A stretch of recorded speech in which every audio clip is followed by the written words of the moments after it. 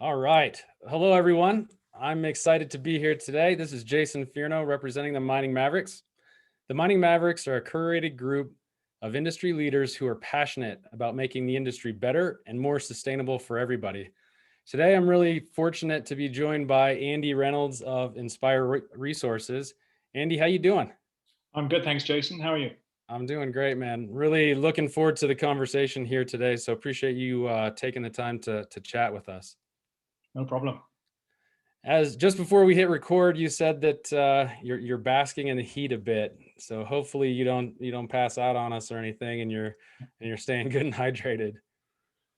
Yeah, yeah, I'm doing well. Don't worry. Excellent, excellent. So maybe Andy, to start, if you could just give us, I'll give our listeners this. Previous positions for Andy include, I want to make sure I say this right, Andy. Alacris Innovation, Alacrity. Alacrity Alacris. innovation, yeah. Yeah, English is not my forte. So you're the MD there for a couple of years, and then prior to that, Reynolds Mining Systems, National Research Council Canada, Alberta Innovates. That's cool. And then the Royal Navy, which we'll delve into a little bit more. But first, why don't you give us a bit about what you're up to at Inspire Resources? Yeah, so we formed Inspire Resources in order to try and solve a problem that the mining industry was grappling with, is grappling with, which is that some projects are just too complex for their size. And I'm thinking particularly about ESG risks and community relationships. And so we think there is an alternative business model to deal with those situations where the community becomes the owner of the project and we become a mining as a service contractor. And so we looked at whether it was possible to change the industry to do that, and concluded that we would have to start a new company. And so that's what we did, and we incorporated 2 years ago. In fact, our second birthday is just coming up. All right, just around the corner, huh? Well, congratulations to you. Thank you. It's quite the feat, quite the endeavor. I can honestly say too, the first time I heard you say that you talked about the model with me, I didn't understand it. It's like, what the hell is he talking about? How can you do that? So maybe you can expand a little bit more of what it means for a mine to be a service to the community.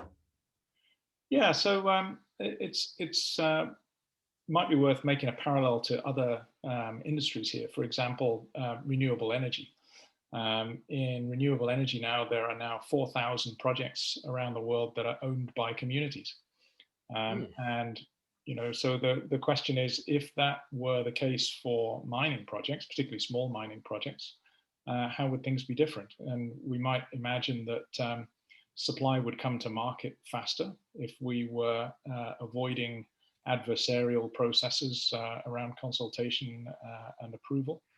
But we also might imagine that we could create better outcomes for communities around the world. The CEO of the Peruvian Stock Exchange last year noticed that outcomes in communities close to mines are not consistent with the amount of tax that mining companies were paying. Why is poverty not being relieved close to mines? And so this local perspective could really change if the community were the majority owner or even the 100% owner of a mining project. You'd really have a situation then where the community was the customer for mining as a service, and where you designed the mine in order to achieve community economic development goals. And so we would set ourselves up as the prime contractor, the orchestrator of mine design, development, and operation that would be specifically intended to deliver against community economic development goals. It's fascinating. I think, and good for you. I'd never heard that statistic on the renewable energy industry. How long has that been a model that's been deployed?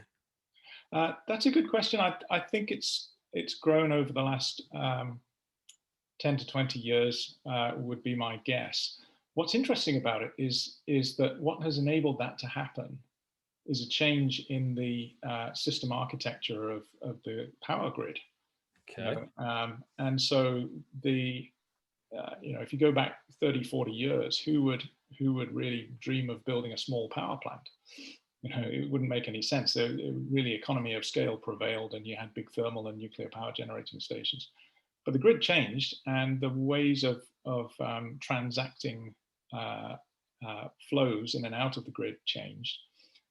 So net metering, for example, has enabled on-site power generation, and that really is that's a profound insight that system architecture can have a real impact on business models. Okay, explain that to me more. I'm not as smart as you, Andy. It takes me a while to catch up. So give me more context, please. So in power generation previously, the fixed costs of building a power plant were all driven by the fact that economy of scale prevailed, and so Sure. the biggest power plant you could get, and it was all centrally controlled by typically a vertically integrated utility or a government-owned utility who's made all the big decisions. But what happened when renewable power came along was you started to get these small modular power generation capabilities, like a wind turbine or a solar panel. Okay. And then it's not so obvious that you have to pursue the economy of scale approach. Then you start to say, well, how am I going to find land for this? And you start to find that actually, if the community has a stake, then it becomes easier to find land. And so you can then create a business model in which the community can become a power producer through owning these renewable technologies that are easily replicated. They're modular, they're easy to build, easy to assemble, and the price of it, or the cost rather, it just keeps on going down and down. So it is enabled by a different approach. And the reason I'm laboring this is because I think this is what we need to do in the mining sector as well. Well, and because I'm asking you questions, because I'm interested too. So you're not laboring it, you're explaining it, which no, it's good. I think it takes a bit of dialogue, and maybe it's just that my head is so entrenched in mining, probably to my own detriment. But I understand more clearly now, and I think our listeners will as well. So thank you for that. So with that, as I understand it, at Inspire, you've got relationships with different OEMs, with different technology partners to take advantage of what you just explained in terms of having modular applications and smaller, faster to market and things like that. What are you focused on there? Yeah, so what we've realized is that if we want to design mines for community purposes or for the purposes of community economic development, every community is unique. And so we're not going to have one set of design rules that apply everywhere at all times. What we're going to have to do is get into mass customization. So this mass customization, if you're not familiar, is a kind of a hybrid between fully customized and mass produced. And increasingly it's showing up in manufacturing, for example, where customers have unique requirements, or in retail, it shows up there as well. And so we have to take a hard look at the mine design process and say, how can we adapt this to mass customization? Because if we keep doing full customization, the fixed costs of every mine project just rule out all the small projects that communities might benefit from. It just always leads you towards the tier one assets. So how could we change the mine design process in order to make small, probably short life projects easy to develop, easy to design, easy to deploy, easy to operate, and efficient? And there's a lot more that we could do than we currently do. Sure. So this obviously involves the use of a lot more digital technologies in the design process. We really need digital continuity in the design process. And what we're finding is that there's this there's this gap in the early stage of the project lifecycle, the mining project lifecycle, where a project kind of jumps from the frying pan of exploration into the fire of capital project development. It goes from a bunch of people who care about the geology to a bunch of people who care about deadlines and milestones. And so that in that brief flight from one place to the other, there isn't really the capacity to fast and cheap explore concept options and really understand what innovations you would need and how to make a mine design different. And so we end up nailing down the design of a mine effectively at PEA or PFS stage, Right. and then losing all of our management flexibility, and then we're just into the same old path of detailing that design to the point where the investors think there's acceptable risk, and away we go. So we really got to change that whole process in order to mass customize mines, and that's what we're working on currently with the various partnerships we have with equipment companies, software companies, and mining companies.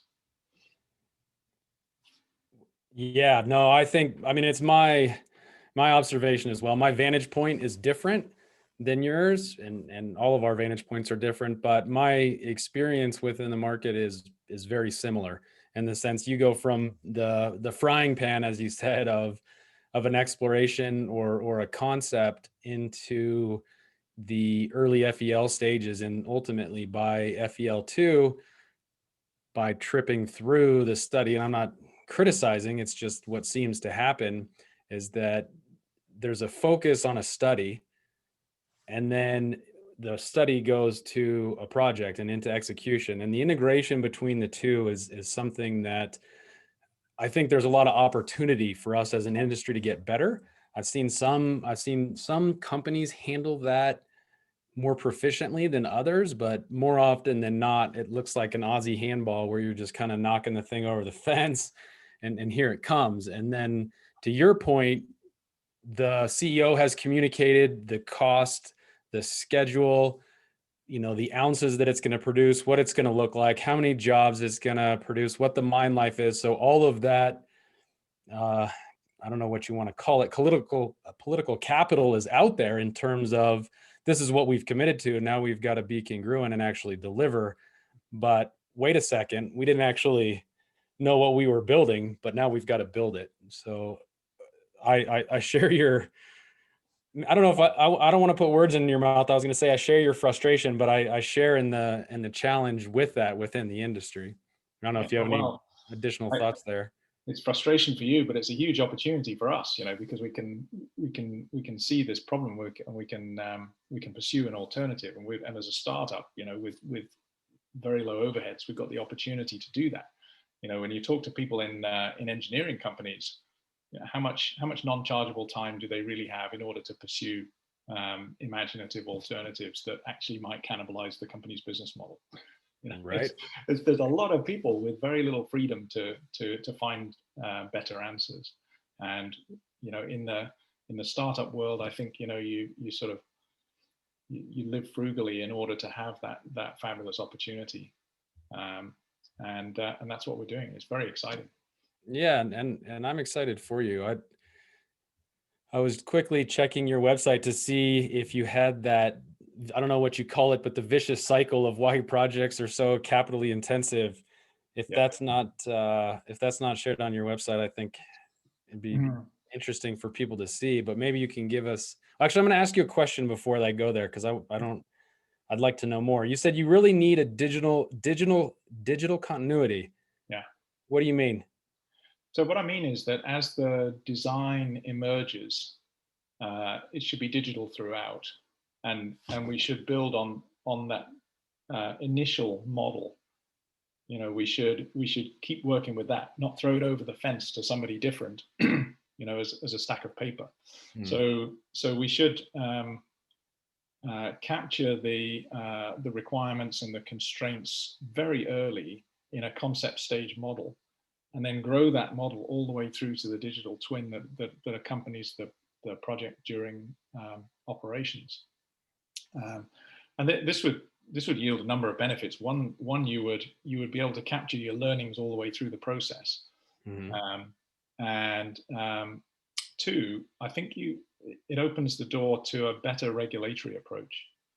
I really think that if in 10 years' time we're still delivering permit applications by forklift truck, we've got a Mm. problem.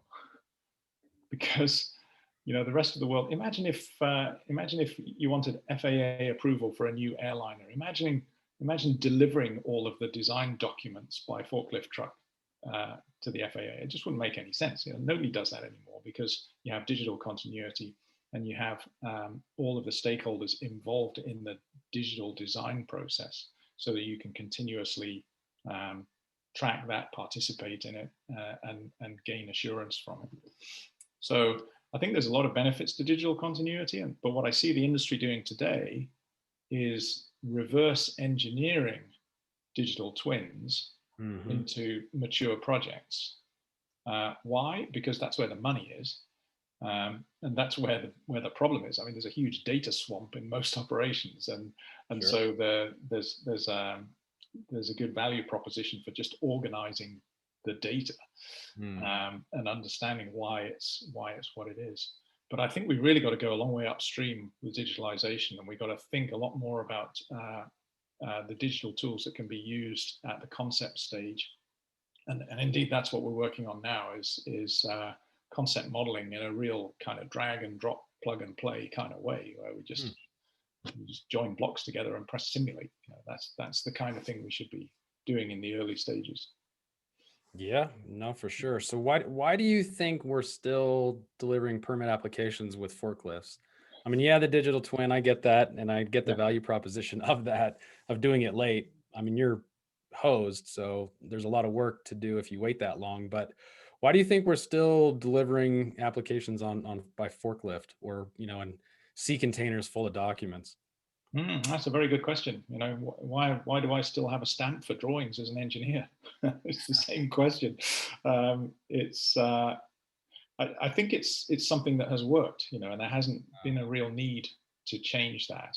And that's partly because of the path we're stuck in. So in my vicious cycle of mine design, Yeah, yeah, I was going to come back. circle of doom, um, it sort of identifies that because projects are capital intensive, right from the start, and because we're focusing on large projects, right from the start, investment attraction is the primary concern, and everything else looks like a competing claim on rent. And Mm. so you end up, before you've had the first conversation with the community, you end up in an adversarial, potentially adversarial relationship there. And that very quickly starts to look like a zero-sum game. And where there's a zero-sum game, the regulator has to step in and make sure that everything happens. And that all has to happen to the lowest common denominator um, of sophistication among Mm. all of the stakeholders. And that means realistically printed documents that people Sure. can read.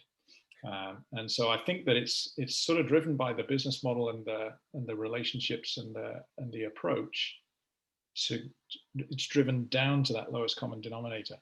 But we got to recognize that system, that self-reinforcing system, is also what causes small projects to be undervalued. It's what causes supply to take much too long to get to market, which is a problem we're really going to face if decarbonisation takes off. And it's a problem that um, that transactionalizes social license to make it look like um, uh, payment for um, for commercial benefit. So it's kind of tricky, but it is this vicious circle that tends to drive that. And as a systems thinker, we tend to think of things being stuck in a loop, and Mm. nobody in that loop wants it to be bad. Nobody wants bad outcomes to happen, but everybody is driven by the incentives they face, the culture they work in, the business model they work in, to do certain things, and it becomes self-reinforcing. It's the emergent properties of the system. Yeah. Yeah, no, I mean it was eye-opening when you walked me through it, but also I was nodding my head a lot because agree with the vantage point throughout the life cycle. Where something is on your chart, it's pretty easy to explain the behaviors involved. But if I had to summarize it in one word or maybe two words, it'd be lack of trust. And Yeah, it's a tricky one. The trust has two meanings, and that's one of the problems here. Some people think trust is promises delivered, and mhm. others think that trust is what arises from having shared values and knowing that somebody else will approach a problem the same way you do. So the presumption in business relationships is that there's no general duty of care, and therefore no need for trust. Um, so it's well known that if you do have trusted relationships, things go faster. Absolutely. But that falls into conflict with antitrust legislation. We have legislation to prevent people trusting each other. But you're right. I think that there is. That I'm a big believer in collaborative business models, and collaborative business models based on trust should move faster. Agreed. And you can imagine that this mineral impulse business model that we're developing has a large number of collaborative relationships in it. And so it's going to require people with the right kind of skills, the right inclination and values to make that work, because they're difficult things to make work. Our hypothesis is that if we can orchestrate all of that successfully, then we'll have the opportunity to do projects that come to market faster and create more benefits for communities. Yeah, well, fair enough. I agree with you. I am a huge proponent of collaborative relationships. I I know that you knocked me on LinkedIn when I put out a quote from The Speed of Trust, and you said that you didn't like Covey's writing, perhaps, but I do believe that if trust is high, speed is up, and cost is down. Absolutely. And Yeah, Stephen Covey was absolutely right on that. That trust does make things go faster. It's just harder. And of course, the problem is that the great saying that trust arrives on foot and leaves on horseback. So it's really hard to rebuild. But I think that the key part of our business model is that we escape from the asset mindset. The mining industry is really built on the notion that a mine is an asset, and that what you're trying to do is sweat the asset, and get rent out of the asset. Um, but if you are a mining as a service company, you don't have that mindset. You don't really you don't fall into the trap of seeing other people as competing claims on an asset, because it's already their asset. And so you have the opportunity then to be a purpose-driven company, and to identify and to align the incentives by aligning the customer with your purpose. And if your purpose is sustainable community development, let the community be the customer. And then you can use good business principles, nothing too exotic, but just good business principles to deliver that service to that customer. The challenge is, how does the community get to be the customer? Because in the current system, by the time any ore body is worth investing in, it's too expensive for a community typically. So we've got a lot of work to do to figure out the on-ramps that enable communities to become owners of extraction rights. But it really is this mindset. And we talk about escaping from the asset mindset. Because once you have an asset mindset, you just see zero-sum games everywhere, and you see even your own suppliers. You see as competing with you for rent on the asset, and that's just very unhealthy. That's what slows everything down. Is you then in these adversarial zero-sum games. Yeah, makes sense. I mean, we're certainly proponents within the market of avoiding zero sum games at all costs, and the behavior associated between, for us, predominantly mining companies and ultimately your contractors who either design or procure or build the mine for you. And what we see is a very prevalent and pervasive approach is whip somebody into submission, and I win, you lose. I don't understand. I've never seen that work in my life in anything that I've ever done or any relationship I've been in or any team or community or whatever. I've never seen that actually work for any sustainable period of time. Maybe a blip, but it doesn't last. There's no question about it. And it's certainly not fast or cheap. But the advantage is it's simple. And so the world is impossibly complex, and we always look for ways of simplifying it. And one of the ways to simplify it is to always seek to maximize your own advantage. And we've legitimized that. The prevailing business culture says that that's good behavior. And then it becomes easy to design incentives and goals and KPIs around that. And it becomes easier if you do that over short timescales as well, because then you don't have confounding variables creeping in. Right. So then it becomes easier to measure the performance of individual employees, and that totally drives their decision making. So I think that what we've done is, as our global perspective has grown and grown, and our potential markets have grown and grown, we've struggled to keep a lid on the complexity of that. And so these basic business rules of maximize advantage, compete with everybody, win the business and deliver, are a scheme of simplification that has enabled a lot of companies to operate. Otherwise, we'd all be drowning in complexity. But I think there's a segment of every market that's crying out for collaborative business models, and it's not necessarily the whole sector or the whole market, but there's a segment where collaborative approaches are really going to win, and it's quite convenient that that's not the whole market, because there aren't enough people capable of doing it anyway. So it's quite convenient that it's just a small segment. But so, for example, we don't intend to disrupt the mining industry. We're not here to replace the mining industry in its large scale operations at tier one assets. Sure. We're here to relieve the mining industry of projects that are too complex for the mining industry's business model. And ultimately that helps provide raw materials for decarbonization, which is the big challenge the world's going to face over the next 20, 30 years. It makes sense when you talk through it, Andy, but you've actually got to use your brain a little bit. And yes, I understand that it's master slave or zero sum game is easier, but I think and I also think that there's an aspect of people unwilling to really stop and think about it. And I see that as being a challenge as well. I don't know what you think there. Well, it's unsettling, isn't it? Like stop means stop what you're doing.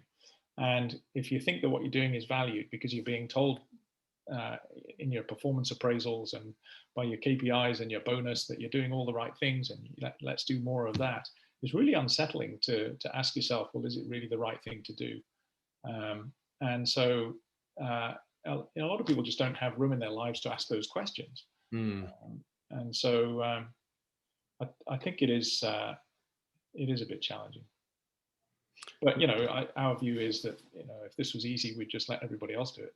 Yeah, no, for sure. I'm not saying don't chase it. I think you should chase it.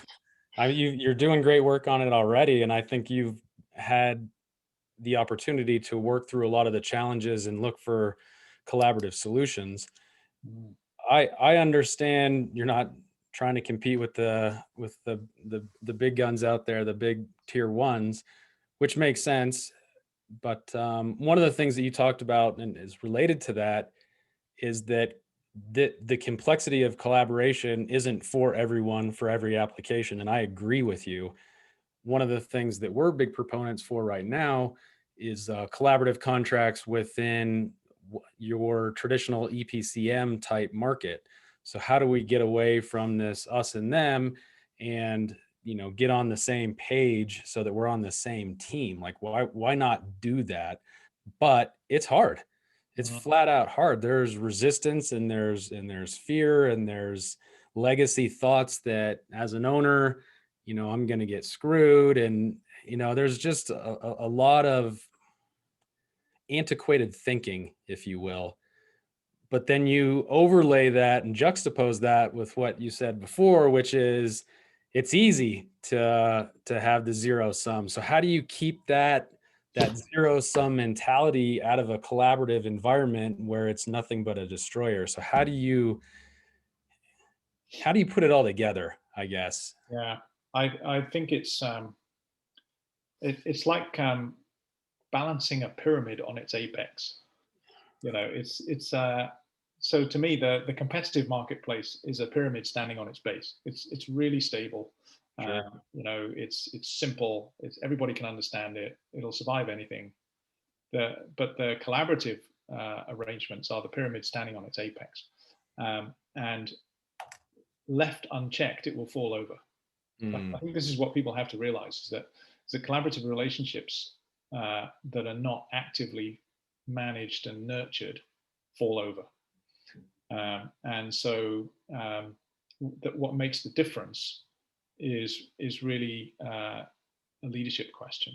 I think mm, it's how organizations enable people to attend to the inverted pyramid, problem, and to recognize that their own organization is likely to destroy it if they don't protect it. So there's all kinds of challenges there, but they really come down to leadership, supporting people to take risk, mm, to take personal risk mm. in nurturing and protecting a relationship against their own organization's antibodies. And that's why I think that not everybody can do this, because not everybody is well enough supported to do that. Not everybody has the top cover they need to do that, Sure. and many people don't have the risk tolerance to just, for various reasons. Some just can't put themselves at that much risk. Others are not confident in the social process Mm. of being in that uncomfortable position. So it's challenging across many domains, I think. Yeah, no, I totally agree. One thing I want to add is that to that analogy of the pyramid, yes, if it's on its apex, it could fall if it's not maintained.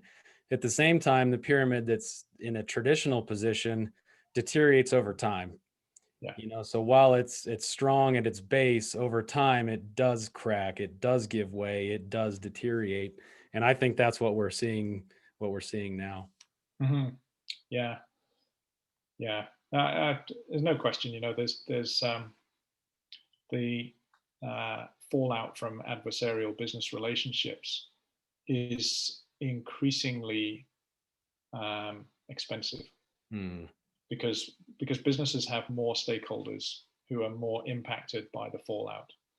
And so when you use conventional business relationships and models to drive your business, the unintended consequences start to stack up in places that can't be ignored anymore. And then you realize that the externalities are not actually externalities, and Sure. then you hit the complexity anyway. I mean, just look at scope 3 emissions, for instance. It's a huge problem for companies to understand the emissions that are occurring downstream of their product or service, but they are having to look at it because people are asking questions about it. Yeah.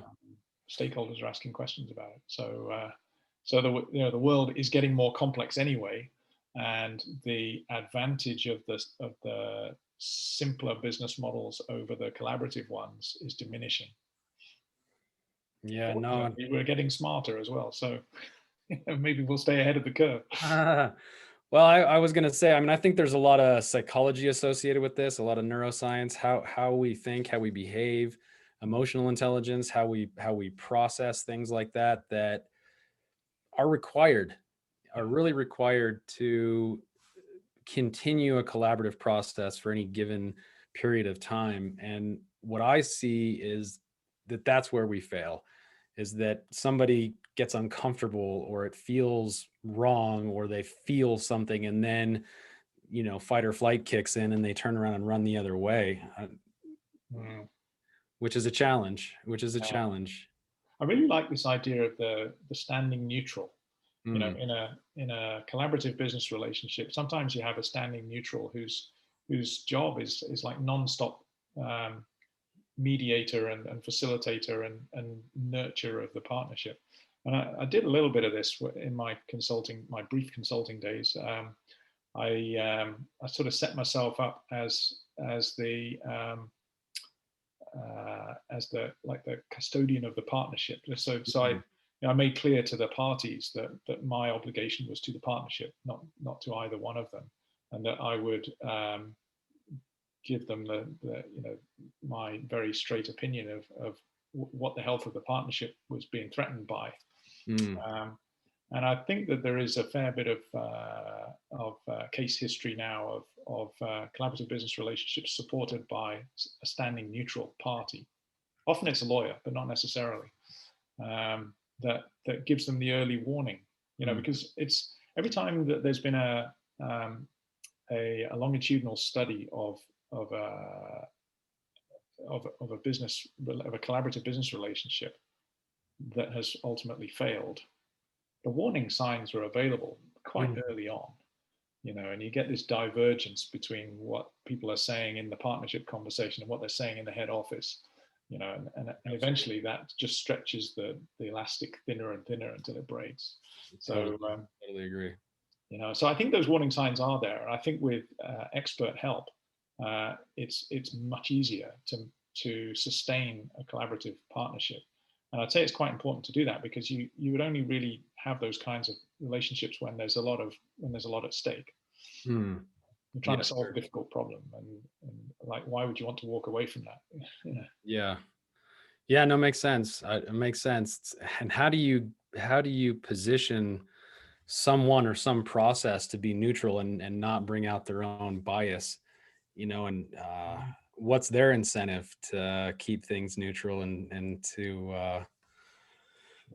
to I guess the early warning signs is a good one rather than being like a mediator or an arbitrator, more ding ding ding, hey guys and gals, this is what's coming up, be aware.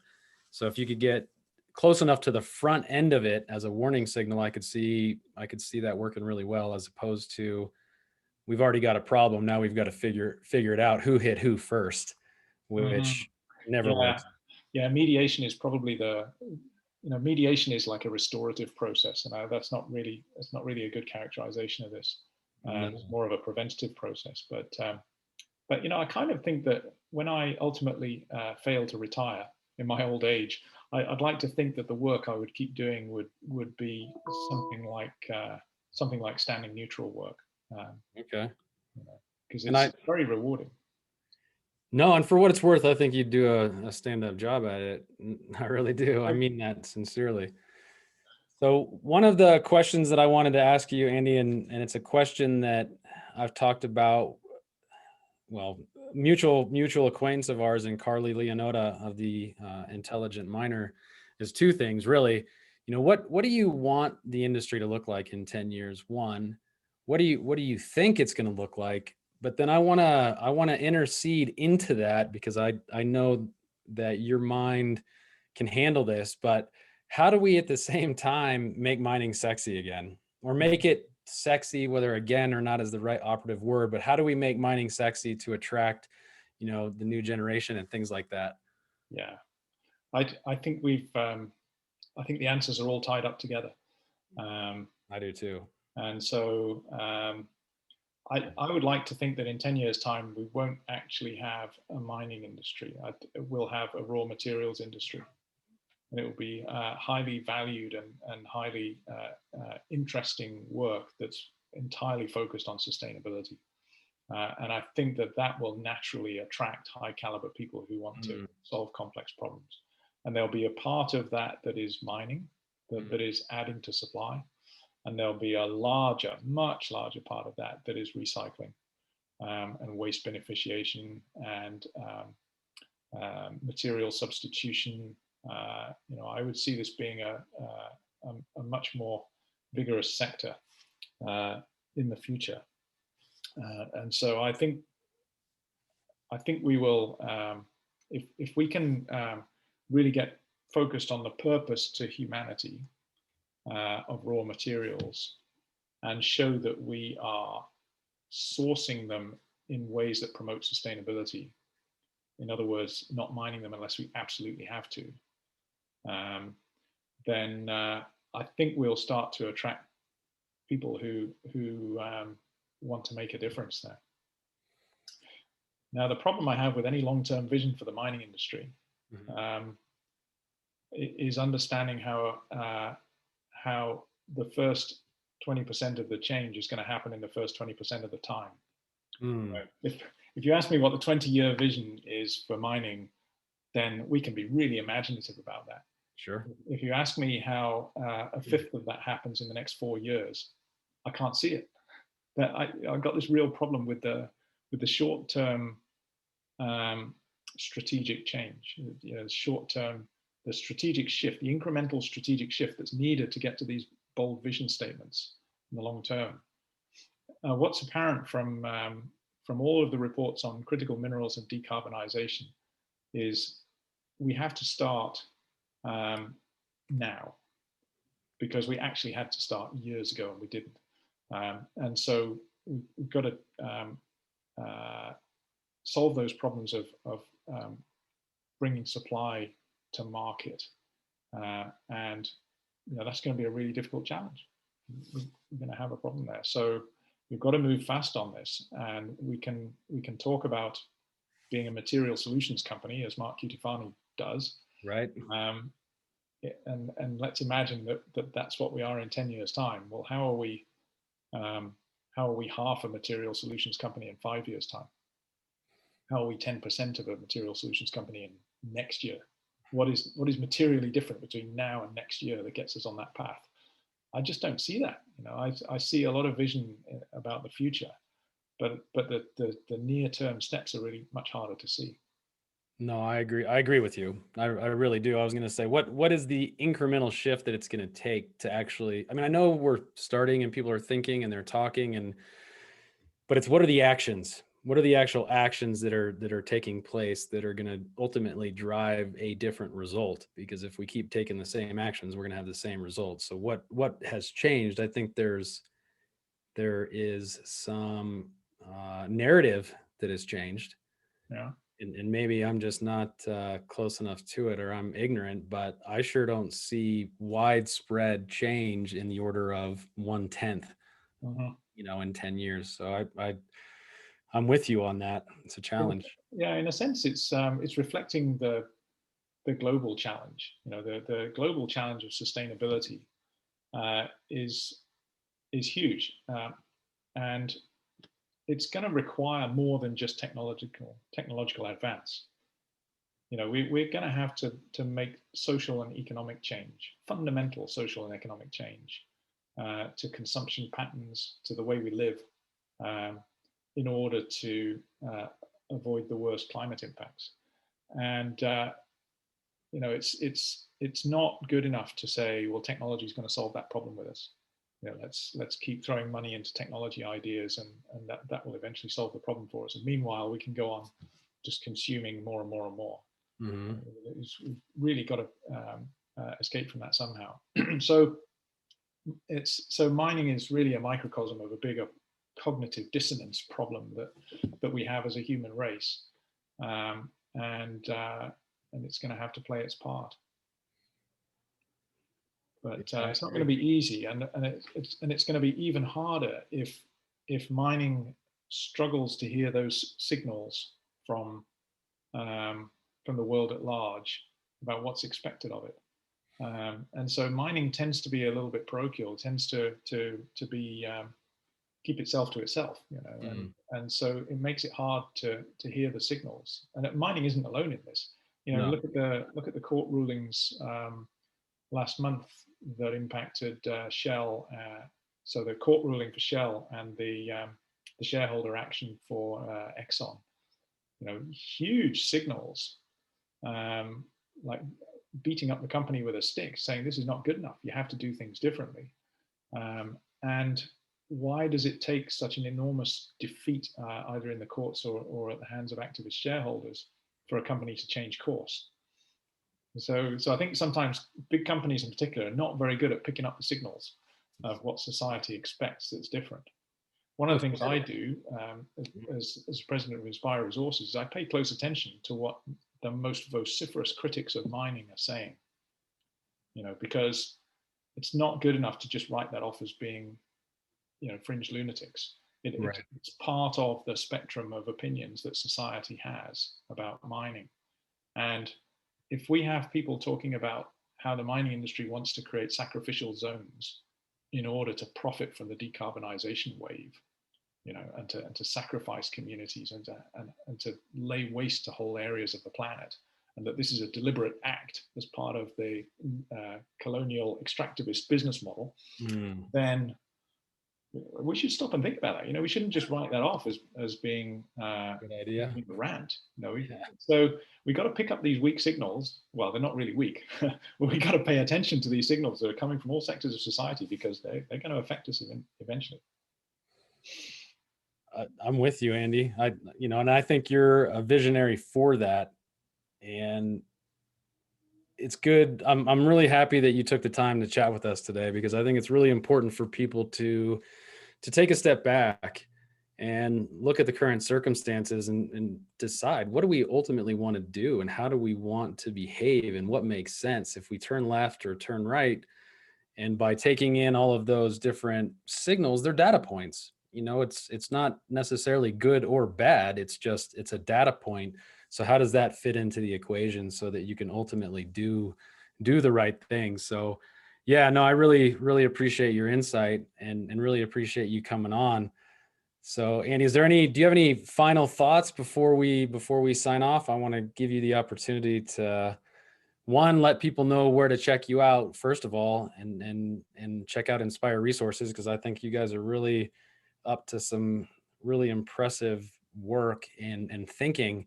So any final thoughts? And if not, where can people best find you? So we're easily found at our website, which is inspire-resources.ca. You can also find us on LinkedIn, and we tend to post most of the articles. Most of the thought leadership pieces get posted to LinkedIn, and obviously you can find me on LinkedIn as well.